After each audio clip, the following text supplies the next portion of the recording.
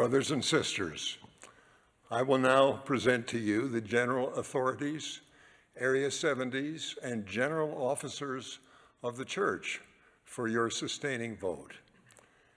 It is proposed that we sustain Russell Marion Nelson as prophet, seer, and revelator, and president of the Church of Jesus Christ of Latter-day Saints.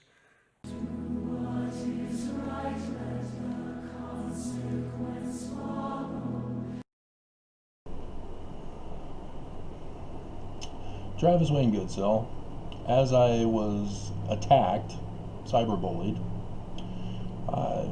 by the LDS Church, getting YouTube to conform and comply, I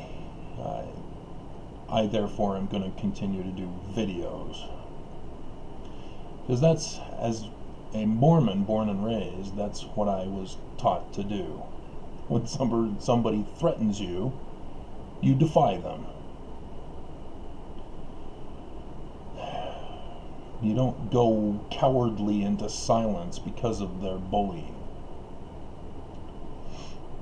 And so let me go over simply, in greater detail though, why it is I'm an LDS critic. Why it is that the church wants me silenced. And so in 1998, and the church, I know this because they made their troublemaker file on me known. So let me bring it up here. Let's see.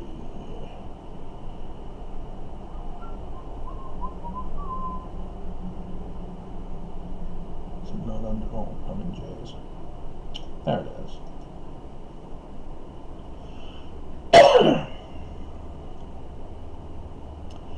And so they revealed their troublemaker file on me. I've shown you the picture before, but the letter will be placed in Goodsell's file folder 36434, and then they defined it as -4. A copy of this letter will also be given to John Hodson and Brett Bracken for their review. The church has been attacking me. And so let's go back. The first attack was on January 2nd, 1998. And it was regarding, as they titled it, Project Re. And I'm sure Ra is what they're referring to here, but Hebrew connections to Egypt. Now, you may not understand what that means. I know exactly what it means. I deciphered Paleo-Hebrew. And so I was letting them know, hey, I deciphered Paleo-Hebrew. Joseph Smith is a translator. Isn't that awesome? Because 3/16/1998, they put in my file, wonders how, and I'm assuming Ra, it turns out is X7, connects to JST of Genesis 1:1. That's the King Follett Discourse, guys. And so then I go on 7/9/98, more on biblical translations, name of deity.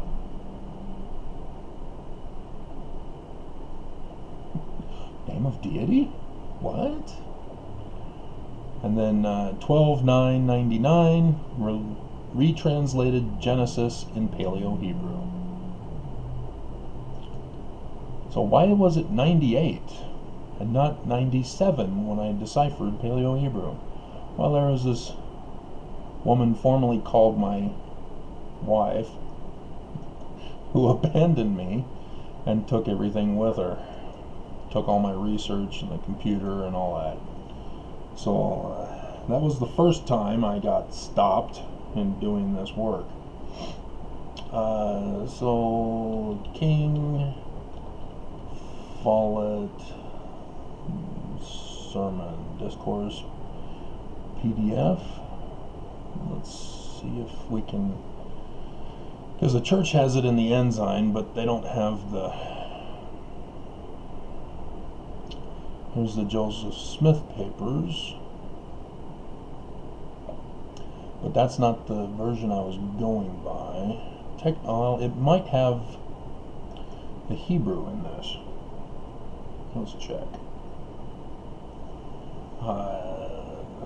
It's reported by Willard Richards, Wilford Woodruff, Thomas Bullock, William Clayton. Let's check Richards.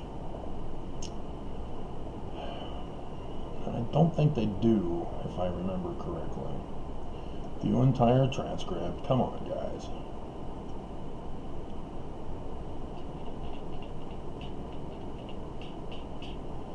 Okay, yeah, they didn't. But he does have the English. So apparently the biblical Hebrew that was put in the original was put in after Joseph Smith. It was by somebody who didn't know. So, yeah, that's why the mistake in the other part, if you know about it. So he says, the head one called the gods together in grand council. Oh, wait a minute, we need to go back earlier.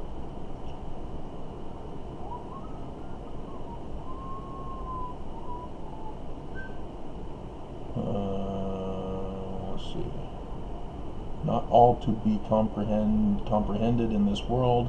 The head one of the gods brought forth the gods. Doctor and lawyer that have persecuted. My goodness, this is a horrible version, Willard. The head one of the gods in the grand council to bring forth the world. Example of error as Jacob, the son of Zebedee, and James the son of Zebedee, 24, Matthew 21, and they crossed out 2, I guess, so it's supposed to be 4, Matthew 21. Greek, Hebrew, German, and Latin.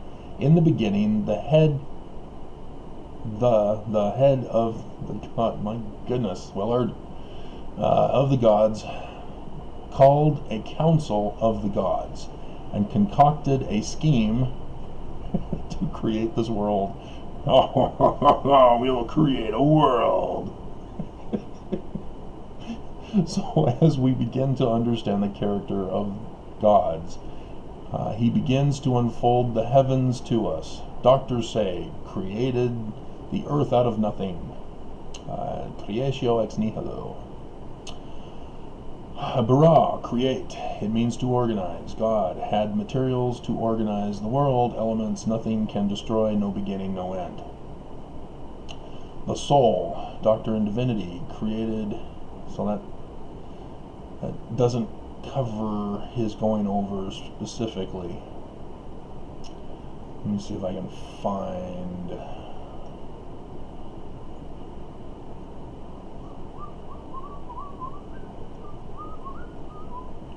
Okay, so his version is not the one, okay? I did not want to take hours searching for it. So let's do Wilford Woodruff.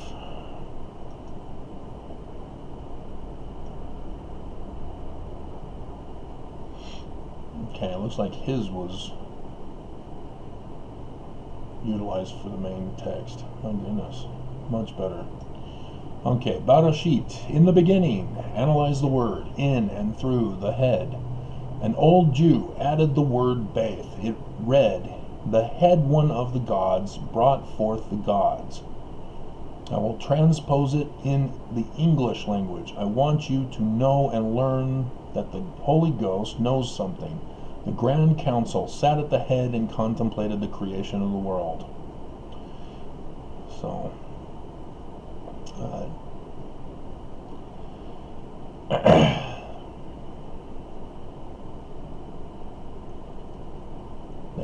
have that there either.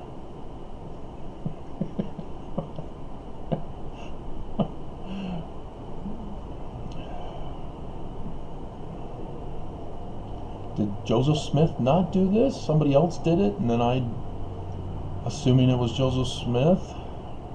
I mean, seriously, guys? Do you guys suck this bad at transcription? This was supposed to be a quick, simple video. Alright, well, anyway, we'll just have to go ad hoc. So, it's Bereshit is the first word in the Hebrew Bible.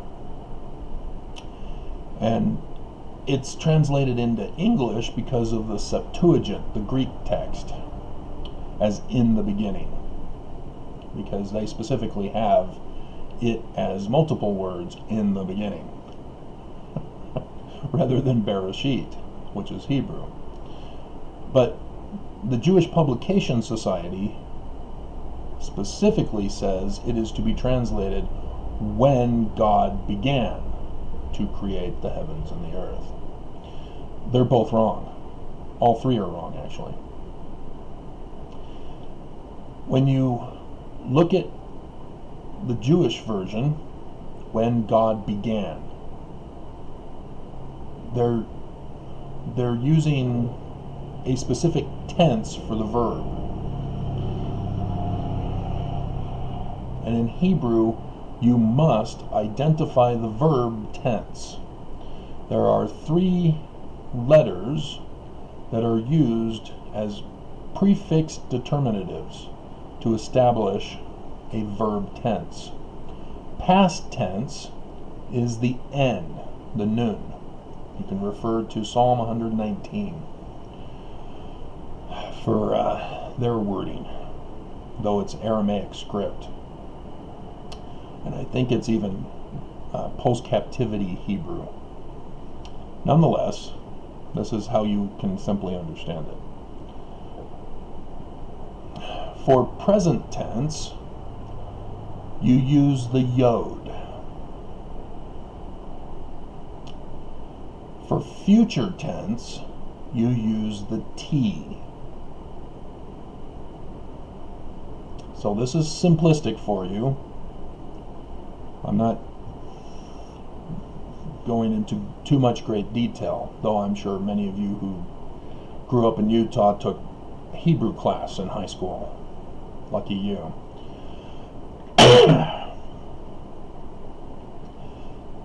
And so what the Jews are claiming when they say created, they're saying that there's supposed to be a nun, an N, before the word bara. There is none. Their translation is automatically wrong, even though they, as Jews, the Jewish Publication Society, are the official word on the translation. But they're wrong. And so let's go to the Greek, the Septuagint, which is where the English comes from. They're saying that Bereshit is ba, meaning in. Okay, that, yeah. There is no the, and so technically it would be in beginning, but that's insignificant. They have resh. That's the beginning or the head.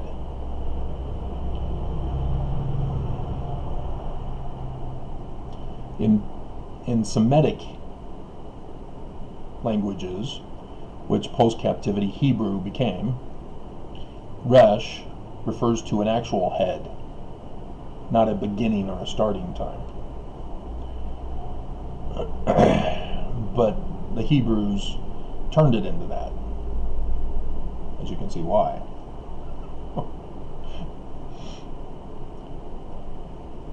And then you have the grammatical termination, the ait.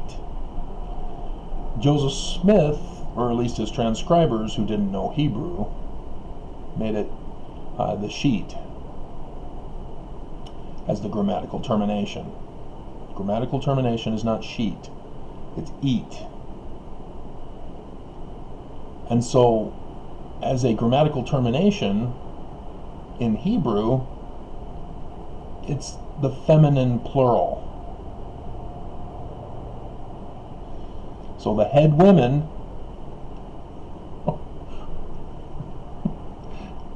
in the head women. So yes, it is not in the beginning. And so we now have a T though, a tau. We have no verb tense as a prefix determinative on the verb. Guess what you think needs to be done? The T becomes the prefix determinative for the verb bara. And so now you're stuck with barash.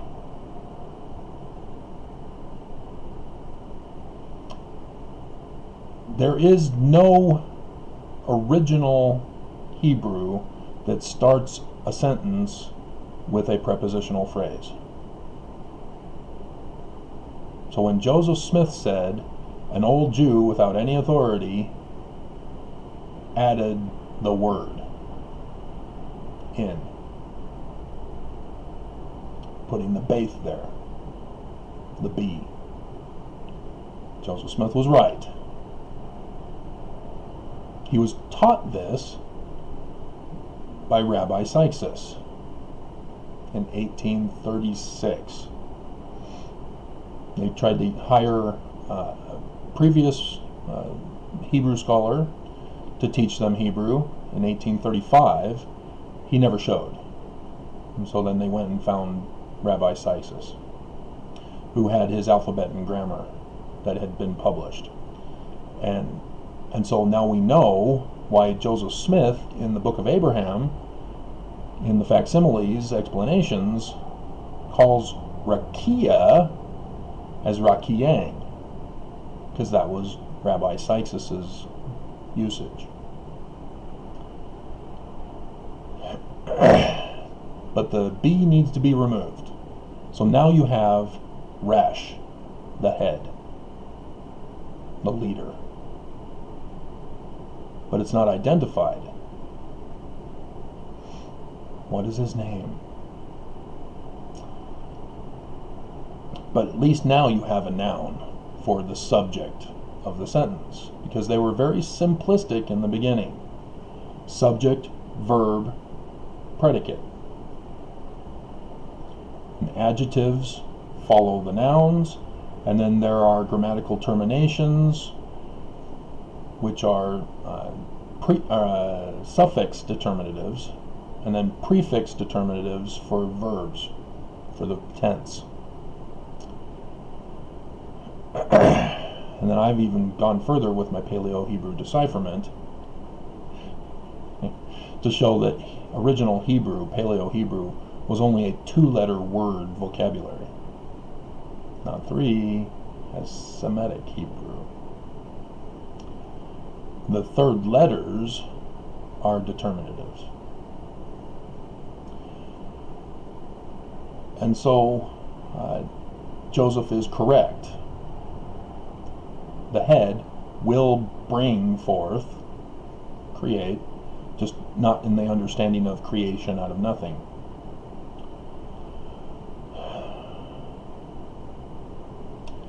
Then you get to Elohim. As Joseph Smith was told, it's supposed to be the masculine plural ending, im. M is masculine plural. Tau, feminine plural. Feminine singular is the H. Ah. Ha. And masculine singular is blank.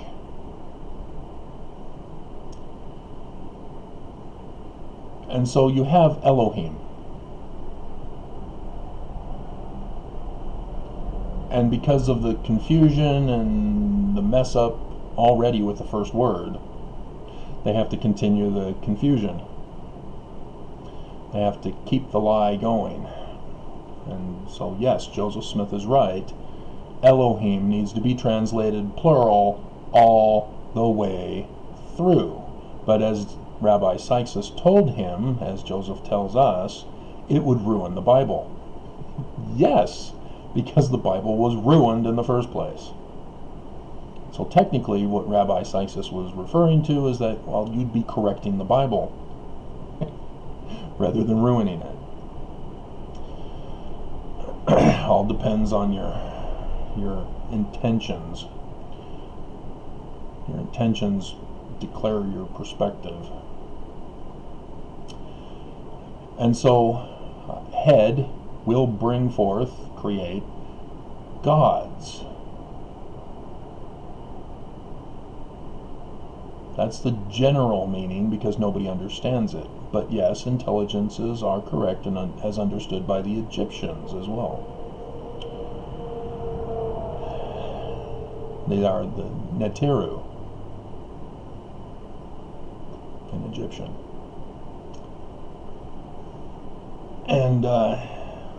And so et no longer is the direct object of the sentence indicator. That was never understood in the Paleo-Hebrew word. The concept of a direct object indicator. What is that? And so yes, it's together with et. Aleph Tau. And so Resh, head, will bring forth Elohim, intelligences, together with the heaven and the earth, sky and land, technically.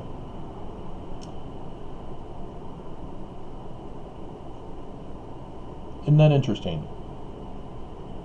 A beginning sentence about what the story is about. How simple. Because that's how they wrote. They wrote simply. They didn't confuse things by creating new grammar terms and systems in order to cover up the error that they made in the first word. And so this is what I had done when I came to the church and said, hey, Joseph Smith is a translator. I deciphered Paleo-Hebrew. I've retranslated using Paleo-Hebrew Genesis.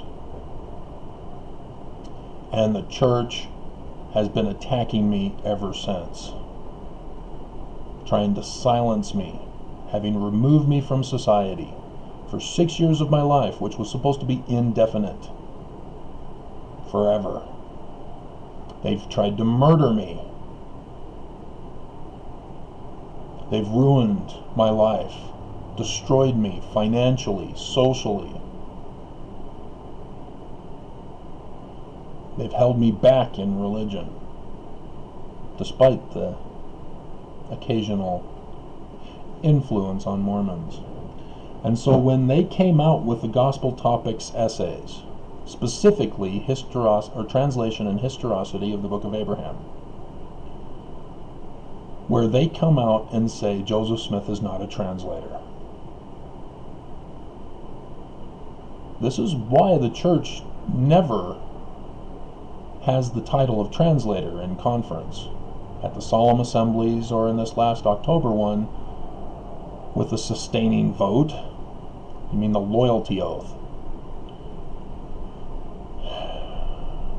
They will not accept that Joseph was a translator.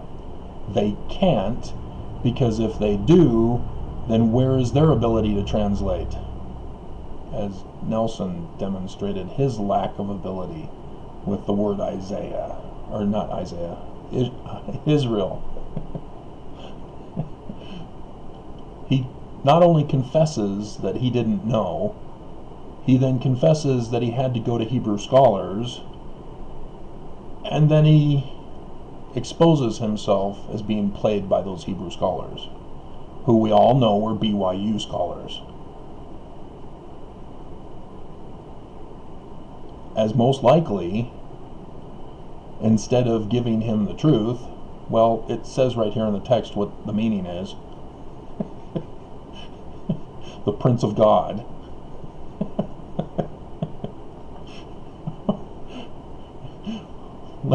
Let's work with you on how to turn this into a talk for you that will divert away from Prince of God, meaning that his line is now supposed to be the one where the Prince of God is supposed to be born through, rather than through Esau, whose birthright and blessing were usurped by Jacob the usurper. I mean, it was a softball question, because the Jews gave us the answer in the text.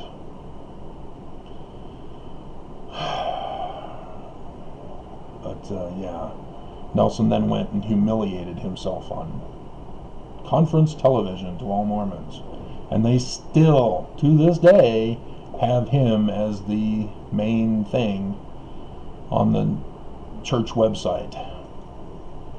I'll even take you there this morning. churchofjesuschrist.org. President Nelson, let God prevail. Embrace future, live new normal. See, that's what the news has been warning us about. Don't normalize what Trump has done. But here's Nelson, live the new normal. Do you see how he's our enemy? Do you see how he's attacking us? Do you see how he doesn't have any keys of the priesthood of prophet, seer, revelator, and translator? He's supposed to have translator. They never claim it. They never speak it. It is taboo. It is verboten, to use the German. And here he is, exposing himself as a fraud in conference. And here I was worried that he wasn't making any significant changes. You know, he confessed to still scamming the government with financial crimes, claiming, 12 new temples. Really? Where are you getting the money for this? It's supposed to be based on the members who are able to pay for it, so we can be self-sufficient, that you order us to be, so that you can justify not giving us any substance during our time of crisis.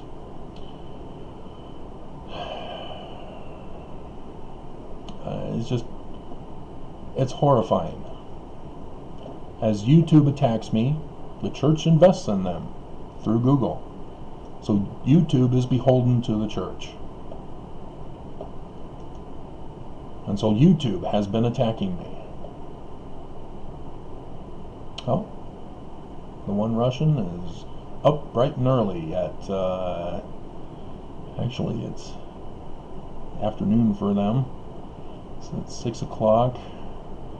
So 9 hours, that's 3 in the afternoon for you? My goodness.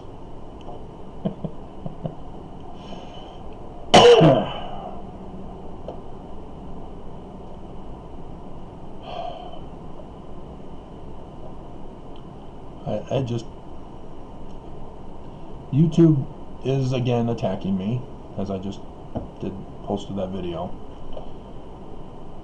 And they will do all they can to shut me down and silence me.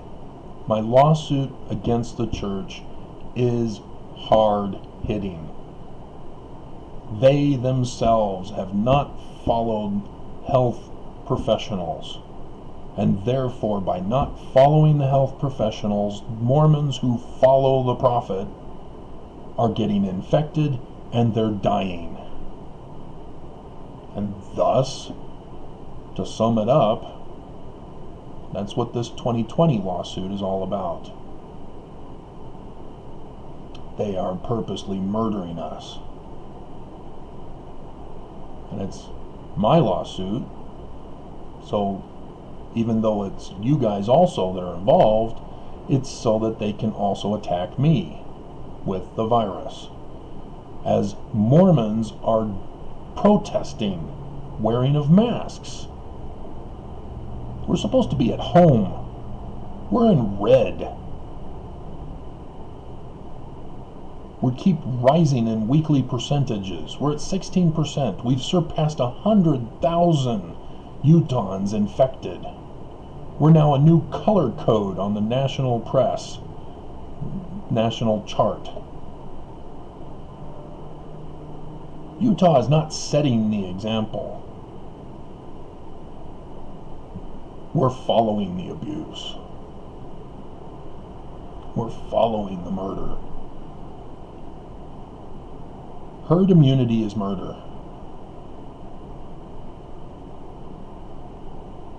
That's what they're using. Governor Herbert, wash my hands. It's out of my hands now. My daughter got it. I sacrificed my daughter to save the church. Church is continuing to stay open. The church themselves, on the church's website, on information about COVID, first presidency statement, we are going to follow the local government as to how to protect you Mormons. We're in red, but the government is saying, stay open. Okay, we're following you guys, even though you guys are Mormon and you have to obey us. Do you see the conflicts that are involved in all this? The church is responsible for Herbert.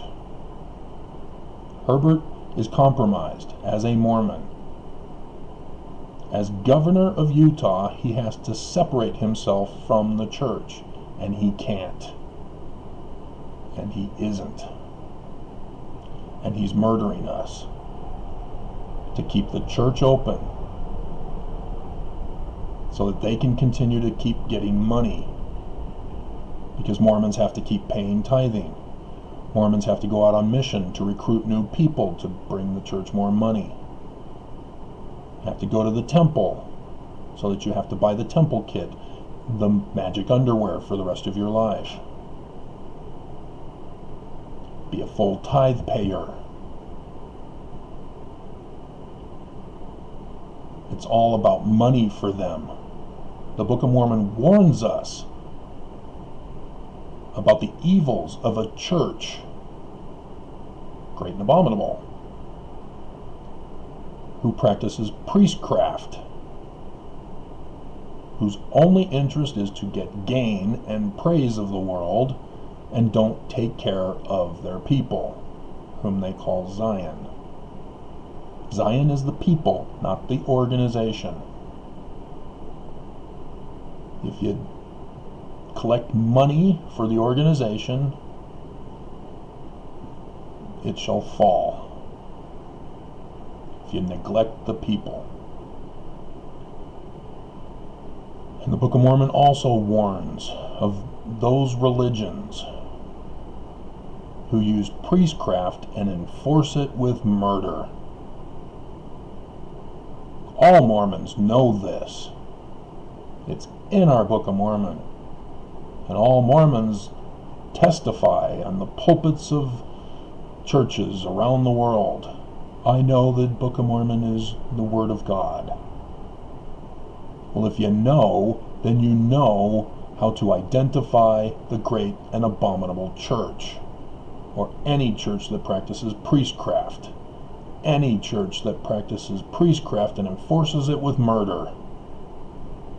You know this, and yet you are in complete and utter denial of the current church that you are a part of. You can't say it's just for others and doesn't apply to the church. The church is also to be judged by the Book of Mormon. The prophets are to be judged by the Book of Mormon. They don't get a pass by claiming that they're in the office. Our religion is the only religion that says a God will cease to be God when they become evil through disobedience, through wickedness. It's in the Book of Mormon. What, you don't know that passage?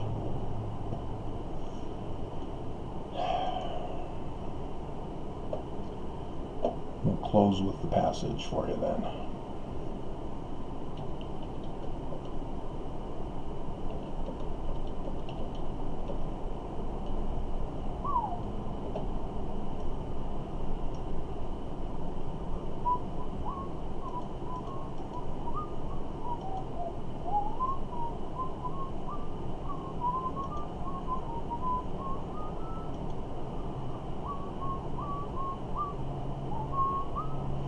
Here's one in Moroni 9, because there's actually quite a number of them under Cease to be God. Moroni 9, verse 19. And if there were miracles wrought then, why has God ceased to be God of miracles, and yet be an unchangeable being? And behold, I say unto you, he changeth not. If so, he would cease to be God. And he ceaseth not to be God, and is a God of miracles.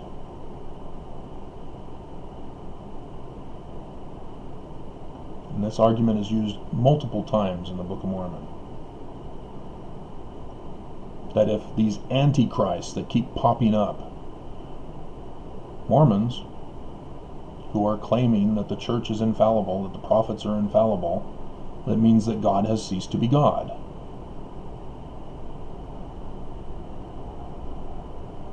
It's that simple.